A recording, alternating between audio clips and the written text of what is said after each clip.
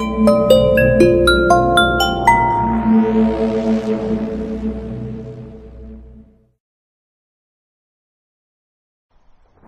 হতভাগ্য মেয়ের এক হতভাগ্য পিতার যা হওয়া উচিত পৃথ্বী তাই হবে। এবার এই সত্যান্বেষী জিতেও হেরে যাবে ভায়া। কিভাবে হেরে যেতে হলো এই সত্যান্বেষী সমুখ সেনকে, তার উত্তর খুঁজে পেতে চাইলে আপনাদের শুনতে হবে আজকের শ্রী সোমনাথ বন্দ্যোপাধ্যায় রচিত সমুখ সেন সিরিজের এই বলিদান রহস্য কাহিনীটিকে। গল্পর শেষে আপনাদের কেমন লাগলো সেই মূল্যবান কমেন্টটি করতে একেবারেই ভুলবেন না বন্ধুরা।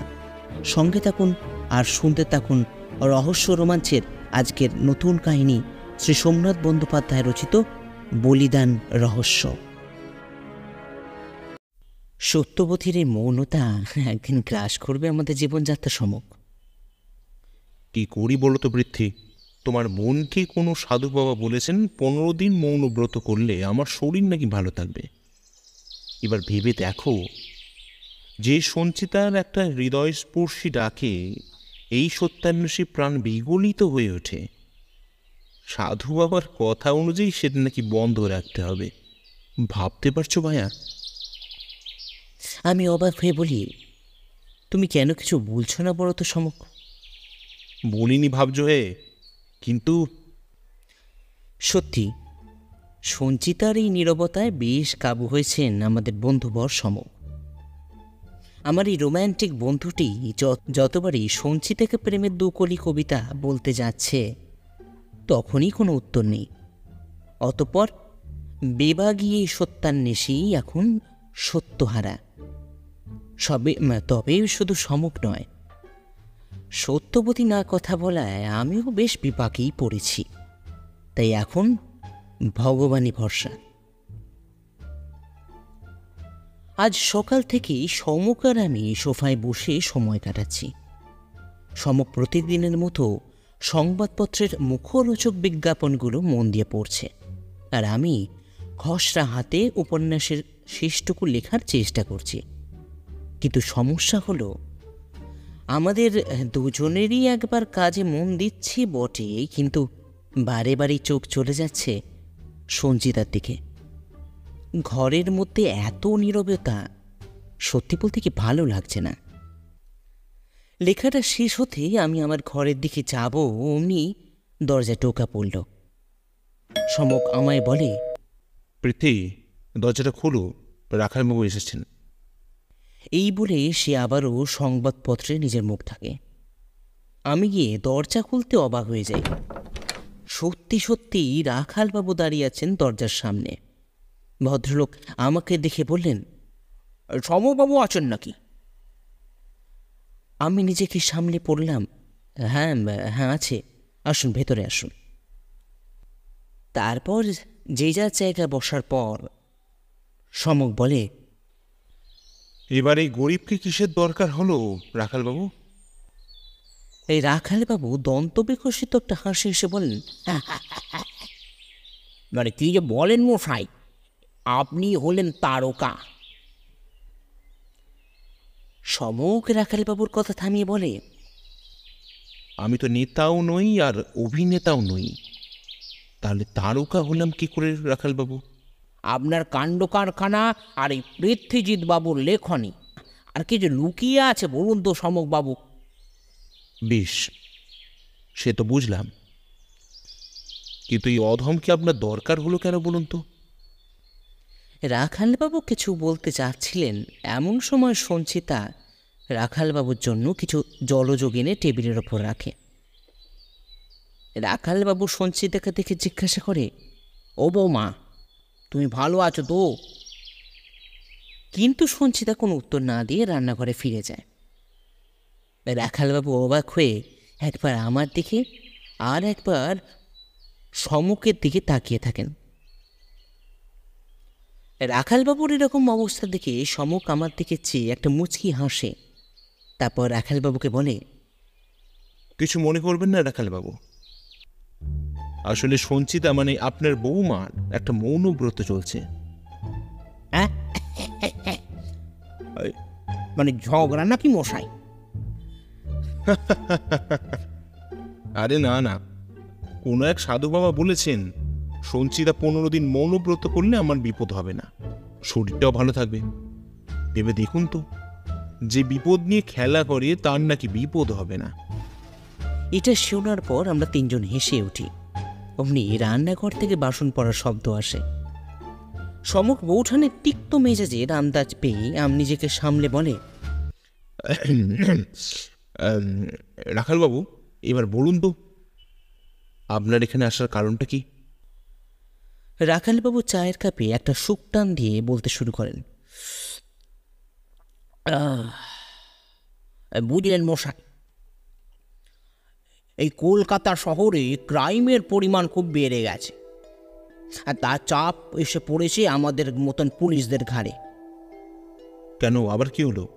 আর বলবেন না মশাই, বেশ কিছুদিন থেকে একটা কেস নিয়ে আমি একেবারে নাজেহাল হয়ে গেছি। না পাচ্ছি সমস্যা, না পাচ্ছি তার সমাধান। তাই যদি আপনি... বেশ, ঘটনাটা কি সেটা তো আগে বলতে হবে নাকি? হ্যাঁ হ্যাঁ, বেশ শুনুন। আপনি ইন্দ্রনাথ লাহিড়ীর নাম শুনেছেন? সমক একটু ভেবে বলে, ইন্দ্রনাথ লাহিড়ী মানে স্বদেশী দলের নেতা? আরে হ্যাঁ মশাই, উনি। বাবা, তার তো বিশাল ক্ষমতা বা মশাই। তার একটা প্রতিবাদী বক্তৃতা শুনে শত শত নারী পুরুষ প্রাণ দিতেও প্রস্তুত। তার ওপর তো শুনেছি ইংরেজদের নজরও আছে, তা সেটা আবার বহুদিন থেকেই। হ্যাঁ সমকবাবু, তবে তিনি এখন আমার জেম্মায়। আমরা দুজনই অবাক হয়ে বলি, মানে? হ্যাঁ, আসলে হপ্তাখানেক আগে ইন্দ্রনাথ লাহিড়ী নিজের হাতে খুন করেছেন তার নিজের কন্যা সন্তানকে। হ্যাঁ হ্যাঁ, কিন্তু এখানে আমার কি করার আছে বলুন তো রাখালবাবু? এবার তো যা করার আপনারা করবেন, আর এখানে সত্যান্বেষীর খুব একটা দরকার আছে বলে তো আমি বোধ করছি না। রাখালবাবু টেবিলে চায়ের কাপটা রেখে বেশ আফসোসের সুরে বলেন, না, আছে আছে মশাই, আছে। আছে? হ্যাঁ আছে। দেখুন না, এখন শহরের তথা দেশের যা পরিস্থিতি তা মোটেই ভালো কিছু নয়। তার ওপর ইংরেজদের জুলুম, আর সেখানে বলতে পারেন একজন ভারতীয় হিসাবে একমাত্র ভরসার জায়গা ওই স্বদেশী আন্দোলন। হ্যাঁ, আমি এবার বলি, বাবা, আপনি একজন প্রশাসনের মানুষ হয়ে এই কথা বলতে পারছেন? হ্যাঁ বলছি পৃথ্বীবাবু, যতই হোক আমিও কিন্তু ওই ভারতীয়ই, আর একজন বাবাও বটে। বাবা? এখানে বাবা হওয়ার সাথে আপনার সম্পর্ক কি আছে রাখালবাবু? রাখালবাবু এবার বলেন, এটাই তো মূল কারণ, আর সেটাই তো রহস্য সমকবাবু। কেন?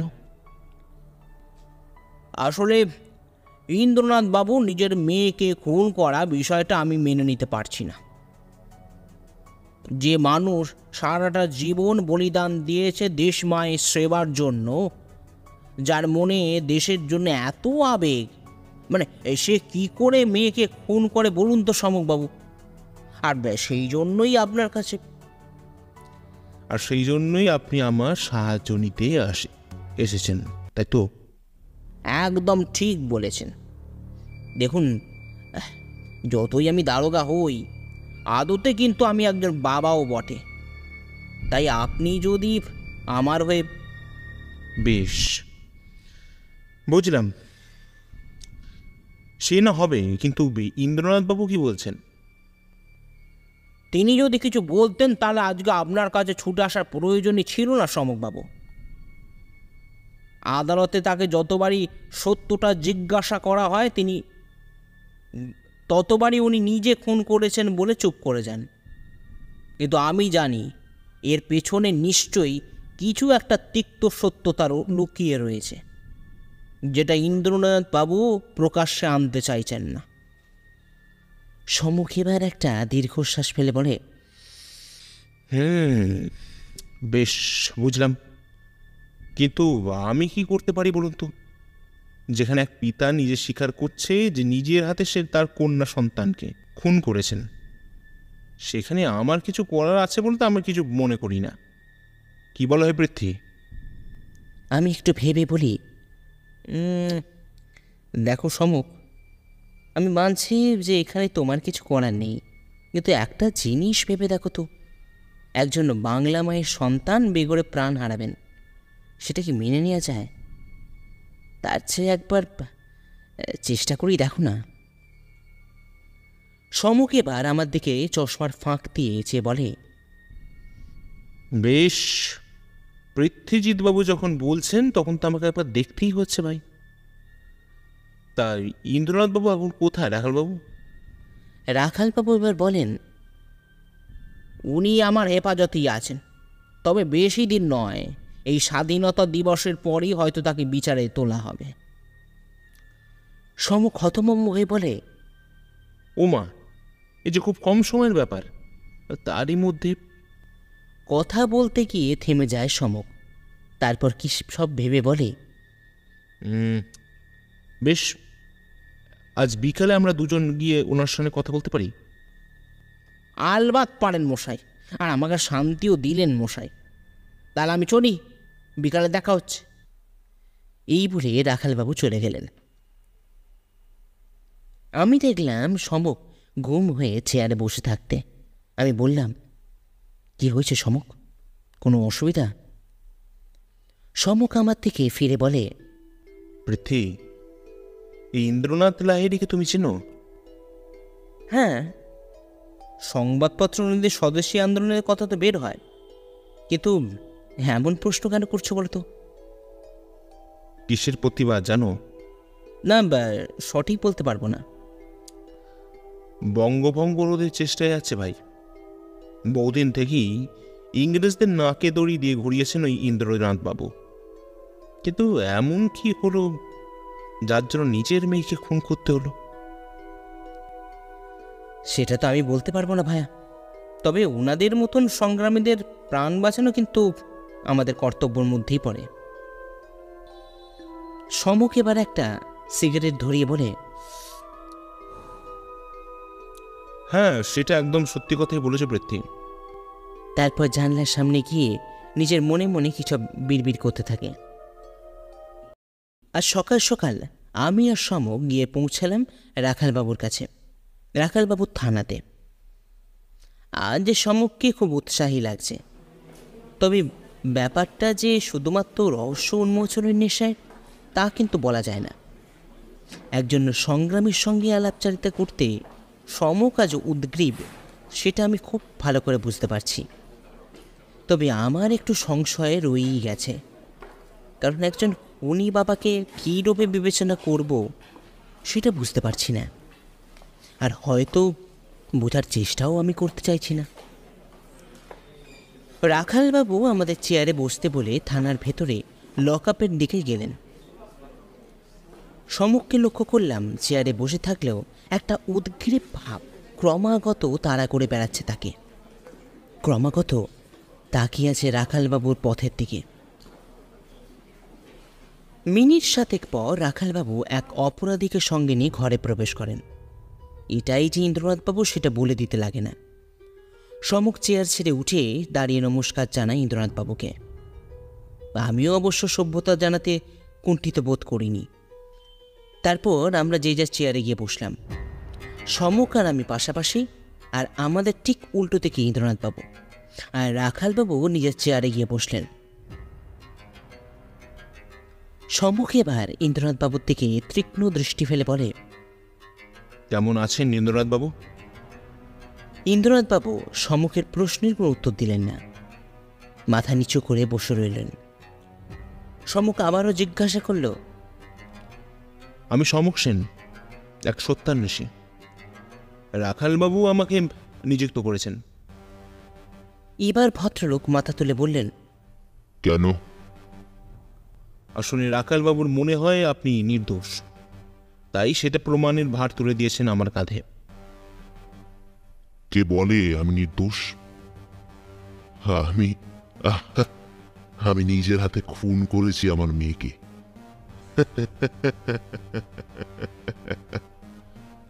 আপনার হাসি প্রমাণ করছে ইন্দ্রনাথ বাবু যে খুন আপনি করেননি। তাই এবার সমুখের কথা থামিয়ে বেশ রেগে গিয়ে ইন্দ্রনাথবাবু বলে, তাই কি? হ্যাঁ, তাইটা কি? আমি তো স্বীকার করছি। ব্যাস, এরপর আমার কোনো উত্তর আর জানা নেই। বেশ, ঠিক আছে। তাহলে এই সত্যান্বেষী আপনার সত্যটা খুঁজে বার করার প্রয়াস করুক। দেখি আপনি কতদিন চুপ করে থাকতে পারেন ইন্দ্রনাথ বাবু। আপনার যা ইচ্ছা করুন। একটা কথা শুনে রাখুন, এরপর আমাকে আর বিরক্ত করতে এখানে আর আসবেন না। এই বলে চলে যাচ্ছিলেন ইন্দ্রনাথবাবু। হঠাৎ হাঁটা থামিয়ে বলেন, সম্প্রদান মানে জানেন সমকবাবু? সমক অবাক হয়ে বলে, মানে? ইন্দ্রনাথবাবু আর কোনো কথা বলেন না, খালি একটা বিদ্রুপের হাসি হেসে চলে গেলেন সেখান থেকে। সমক নিজের চেয়ারে হেলান দিয়ে নিজের ডান হাতটা তর্জনী দিয়ে কপালে ঘষতে থাকে আর বিড়বিড় করে সম্প্রদান কথাটা বলতে থাকে। আমি কিছু বলতে যাব তার আগেই রাখালবাবু প্রশ্ন করলেন, আচ্ছা সমকবাবু, এ কি বুঝলেন বলুন তো? সমক প্রথমটা নিজেকে সামলায়, তারপর বলে, হ্যাঁ, কিছু বুঝলাম না রাখলেন বাবু। এমনিতেই ধোঁয়াশা তো ছিলই, ইন্দ্রনাথবাবুর কথাতে জটিলতা আরও বাড়ল। আমি বললাম, আচ্ছা সমক, ওই সম্প্রদান ব্যাপারটা কি বলে তো? সমক এবার আমার দিকে ক্ষুব্ধ দৃষ্টি ফেলে বেশ রাগের আঙ্গিতে বলে, সব প্রশ্ন আমাকে করবে না তো পৃথ্বী। ঈশ্বর তোমাকে ভাববার বুদ্ধি দিয়েছেন, সেটা ব্যবহার করো। চত্বর সব। এই বলে সে থানার বাইরে বেরিয়ে যায়। রাখালবাবু আমাকে বলেন, কি ব্যাপার বলুন তো পৃথ্বীজিৎবাবু? ও কিছু নয় রাখালবাবু, সমক এখন চিন্তা করছে, তাই। এরপর আমিও রাখালবাবুর কাছ থেকে অনুমতি নিয়ে সে থানা থেকে বেরিয়ে আসি। বাইরে বেরিয়ে এসে দেখি সমক সিগারেট ধরিয়েছে, আর সেই সিগারেটের ধোঁয়া একবার করে আকাশের দিকে লক্ষ্য করে ছাড়ছে আর একবার লম্বা টান দিচ্ছে। আমি গিয়ে সমককে বলি, কি হলো সমক? কিছু না বলেই বেরিয়ে এলেছে। সমক সিগারেটের ধোঁয়া ছেড়ে বলে, কিছু বুঝতে পারছি না পৃথ্বী। তবে একটা নির্দোষ মানুষ সত্যের অভাবে শাস্তি পাবে, আর আমি চুপ করে বসে দেখবো, সেটা মেনে নিতে পারছি না। নির্দোষ? তুমি কি করে জানলে? সবসময় সত্য প্রমাণ করা থাকে না ভায়া। মানুষের চোখও অনেক সত্য কথা বলে, তবে সেটা প্রমাণ করব কি করে, সেটাই এখন ভাবনার বিষয়। এই বলে চুপ করে যায় সমক, তারপর বলে, চলো বাড়ি ফেরা যাক। বাড়িতে ফিরে থেকে সমক চুপ করে বসে আছে সোফার ওপর। সঞ্চিতা দুবার আমাকে ইশারায় এমন অবস্থার কারণ জানতে চান, কিন্তু কোনো উত্তর না জানা থাকায় আমি উত্তর দিতে পারি না। অবশেষে বাধ্য হয়ে সমককে প্রশ্ন করি, সমক, তোমার কি হলো সেটা তো বলো। সমক আমার থেকে ফিরে বলে, পৃথ্বী, যিনি খান চিনি তাকে যোগান চিন্তামণি। তার মানে সমক?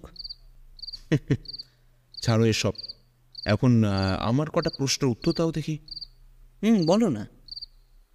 সমক এবার আমার দিকে ফিরে বলে, তোমার কি মনে হয় পৃথ্বী? আমি একটু ভেবে বলি, কিছুই নয় ভাইয়া, বিশ্বাস করো, এক হত্যাকারী পিতা যে নিজের স্বার্থে নিজের কন্যা সন্তানকে খুন করে, তার বিষয়ে ভাবার মতন কিছু আছে বলে আমি বোধ করি না। না পৃথ্বী, এত তাড়াতাড়ি বিচার শোনালে চলবে না ভাইয়া। তাহলে? তাহলে তুমি একটু ভেবে বলো যে এখানে কিছু গরমিল পাচ্ছ কিনা। গরমিল? না, সেরকম তো কিছু না। এরপর আমাদের চমকে দিয়ে সঞ্চিতা একটা কাগজ এগিয়ে দেয় সমুখের থেকে। সমুখ সেটা পড়ে বলে, তার মানে সঞ্চিতা, তুমি বলতে চাইছো ইন্দ্রনাথবাবু খুন করেননি তার নিজের মেয়েকে? কিন্তু তাহলে আবারও একটা কাগজের টুকরো এগিয়ে দেয় সঞ্চিতা। সমক সেটা দেখে বলে, তাহলে তুমি বলছো যে এর ভেতরে গল্প আছে। বেশ, তাহলে তোমার কথাটা একেবারে ফেলে দেওয়া যাচ্ছে না সঞ্চিতা। এরপর একটু ভেবে সমক বলে, কিন্তু তুমি জানলে কি করে বলো তো? অমনি সঞ্চিতা আমার দিকে আঙুল দেখিয়ে দেয়। এবার আমি বলি, কি করি বলো তো ভাইয়া, তুমি তো বাড়ি আসা অবধি কোনো কথা বলছো না, এদিকে সঞ্চিতা চিন্তা করছে, তাই তার চিন্তা কমানোর জন্য আমার এই প্রয়াস। বেশ ভালোই করেছো, কিন্তু এখন কথা হলো, সঞ্চিতার কথা থরি লেখা অনুযায়ী কিছু তো গণ্ডগোল আছেই, যেটা আমাকে ভাবিয়ে তুলেছে প্রীতি। তাহলে এখন কি করবে ভাবছো সমক?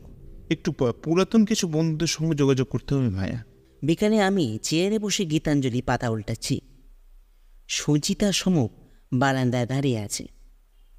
সমক বারান্দার রেলিংয়ে ভর দিয়ে সিগারেট ধরিয়েছে, আর সঞ্চিতা সমককে পেছনে দরজার সামনে তার দিকে চেয়ে দাঁড়িয়ে আছে। তারা পরস্পরের কাছে আসতে চাইলেও বাধা হয়ে দাঁড়াচ্ছে সঞ্চিতার ওই মৌনব্রত।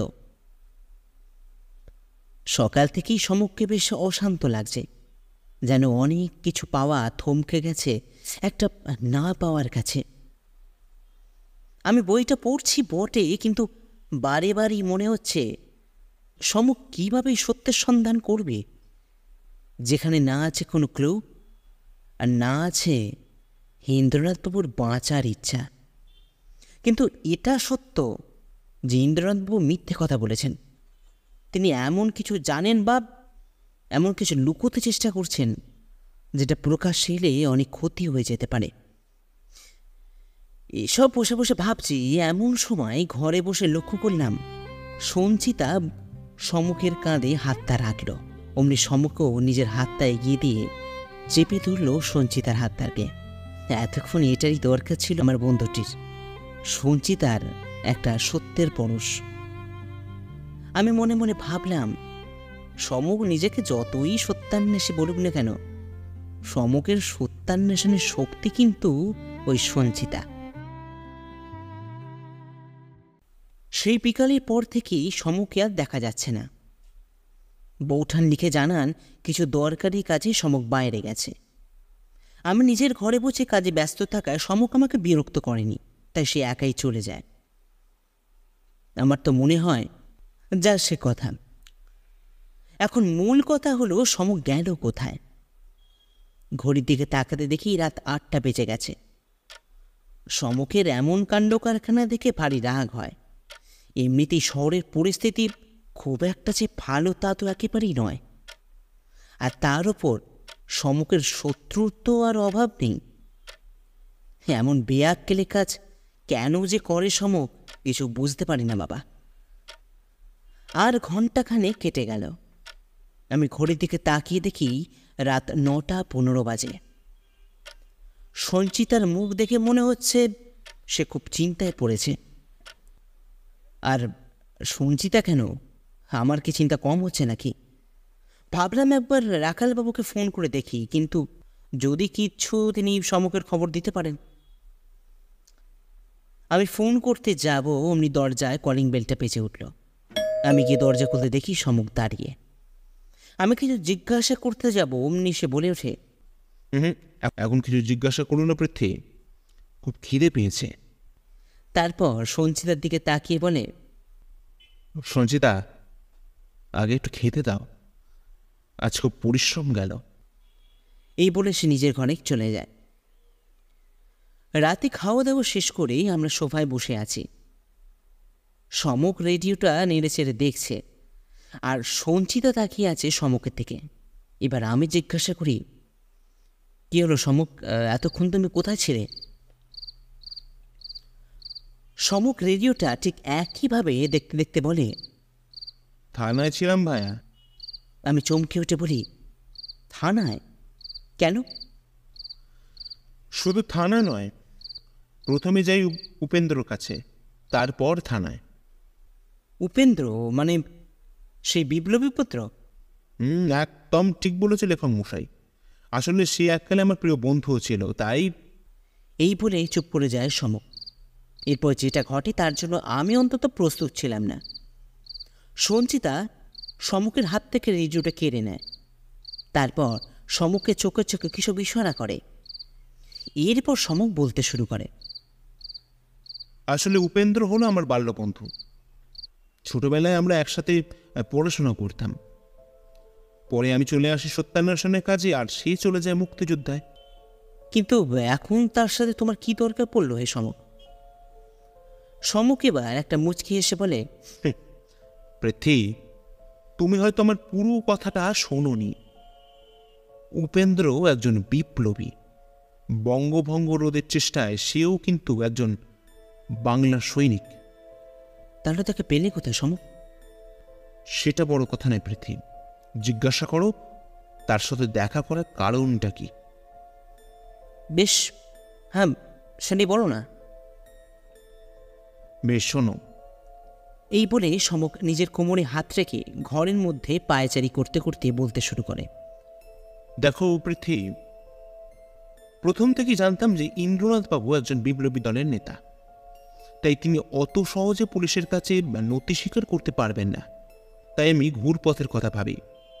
আমি ক্রমাগত ভাবতে থাকি কিভাবে আসল সত্যটা সবার সামনে তুলে আনতে পারি, আর ইন্দ্রনাথ বাবুকে বাঁচাতে পারি তার এই মৃত্যুদণ্ডের হাত থেকে।